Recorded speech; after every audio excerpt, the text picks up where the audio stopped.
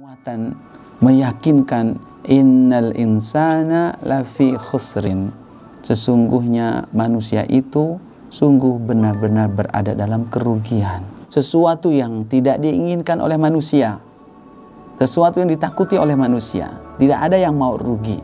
Bahwa yang tidak rugi itu adalah orang yang beriman dan beramal soleh, yakni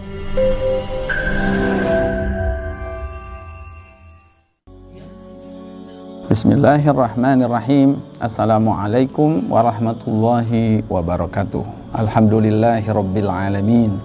Wassalatu wassalamu ala rasulihil amin, nabiyyina Muhammadin wa ala alihi wa sahbihi ajma'in. Saudara-saudaraku sekalian, ikhwan dan akhwat yang sama-sama mengharap ridha Allah Subhanahu wa ta'ala.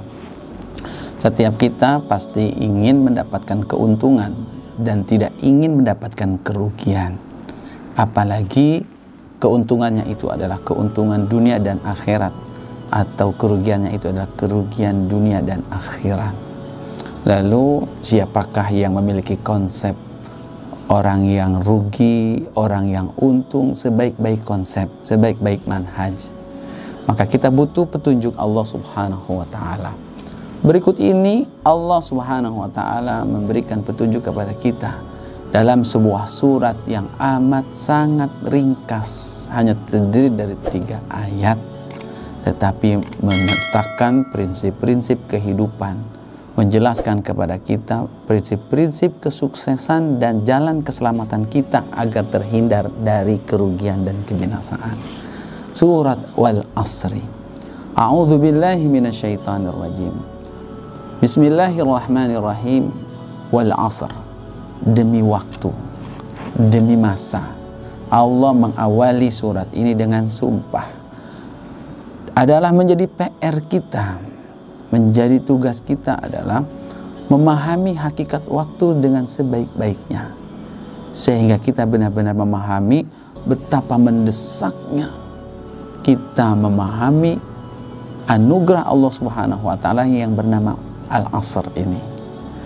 Ketika bicara Al-Asr, setiap kita pasti terlibat di dalamnya, karena setiap kita berada dalam lorong waktu tersebut. Maka Allah Subhanahu wa ta'ala bersumpah dengan sangat singkat, Wal Asr. Lalu kemudian pada ayat keduanya Allah melanjutkan dengan penguatan meyakinkan innal insana lafi khusrin, sesungguhnya manusia itu sungguh benar-benar berada dalam kerugian. Menarik sekali, Allah Subhanahu wa ta'ala menyajikan dengan kalimat sesungguhnya manusia sungguh benar-benar dalam keadaan rugi.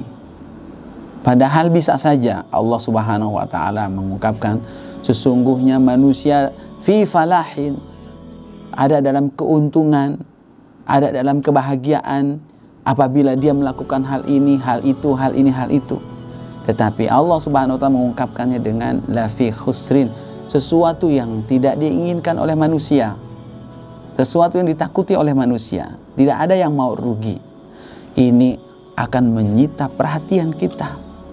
Ini akan membangkitkan perasaan, syuur, masyair dalam diri kita untuk memperhatikan konsep yang akan Allah Subhanahu wa ta'ala sajikan berikut ini. Siapakah di antara mereka yang tidak akan rugi? Dan faktanya, kenapa Allah lebih memilih innal insana lafi khusrin? Ini adalah untuk menjelaskan bahwa di antara manusia itu saat ini keberadaannya yang rugi itu jauh lebih banyak daripada yang beruntung. Itulah kondisi manusia, agar kita mengenalnya. Dan Allah Subhanahu wa ta'ala menjelaskan hal ini juga dalam Al-Quran surat Al-Hadid ayat 24, 25, 26, bahwasanya Allah Subhanahu wa ta'ala telah menjadikan atau telah menurunkan kitab kepada para nabi-nabi sebelumnya, ya, di antaranya Nabi Nuh, wa ja'alna fi dzurriyyatihi man-nubuwwata wal kitab, bahwa di antara zuriyah anak keturunan para nabi itu ada yang menjadi para nabi-nabi juga. Ya, Allah turunkan kepada mereka kitab Tapi kata Allah apa? Faminhum muhtadin wa katsirum minhum fasiqun. Ternyata di antara mereka memang ada yang mendapatkan hidayah, tapi kebagian besar, kebanyakan di antara mereka adalah fasiqun. Tsumma qaffayna ala atharihim bi Isa bin Maryam. Setelah itu dikuatkan lagi, dilanjutkan lagi dengan Rasul sesudahnya, yaitu Nabi Isa ibnu Maryam. Lalu kemudian apa yang terjadi? Ternyata para pengikut-pengikutnya pun yang kemudian rugi itu lebih banyak. Dan seharusnya ini juga menjadi pelajaran buat kita. Bagaimana dengan kita? Innal insana lafi khusrin. Lalu konsep apa yang akan membuat kita tidak rugi? Allah mengecualikan 4 golongan. Illal ladzina amanu wa amilus salihat wa tawassaw bil haq wa tawassaw bis sabr. 4 poin ini adalah puncak dari konsep manhaj yang dibutuhkan oleh manusia. Apa itu? Allah menggambarkan yang pertama dan kedua dengan bentuk lampau, kata kerja lampau fi'il madi. Illal ladzina amanu wa amilus salihat. Bahwa yang tidak rugi itu adalah orang yang beriman dan beramal soleh. Yakni dia gambarkan dengan fi'il madi, kata kerja bentuk lampau, bahwasanya untuk meyakinkan bahwa imannya sebenar-benar iman, amalnya sebenar-benar amal, hingga sampai khatimatul hayat, sampai akhir dari kehidupannya mereka istiqamah dalam iman dan amal. Sebab tidak semua di antara mereka yang sudah menyatakan beriman itu selamat, karena Allah Subhanahu wa taala Allah Subhanahu wa taala mengingatkan dalam Al-Qur'an, afatu'minuna bi ba'dil kitabi wa takfuruna bi ba'd. Ada di antara mereka yang berimannya itu hanya sebagian kepada kitab saja, tidak seluruhnya. Maka amanu wa amilu solihat, ini ada menekankan bentuk iman dan amal solehnya adalah iman amal soleh yang sebenar-benarnya. Dan yang berikutnya adalah wa tawassaw bil haq wa tawassaw bis sabr. Yang ketiga dan yang keempat adalah mereka yang saling berwasiat, saling mengingatkan kepada yang hak dan juga kepada kesabaran. Allah mengulang kalimat wa tawassaw. Kenapa tidak disebutkan satu saja, tapi 2? Wa tawassaw bil haq wa tawassaw bis sabr. Bahwa di antara hikmah tarbawiyahnya adalah bahwa kita memahami bahwa untuk mendapatkan yang hak, memahami, mengenal yang hak itu teramat sangat berat. Kita tidak bisa sendirian, kita membutuhkan orang lain.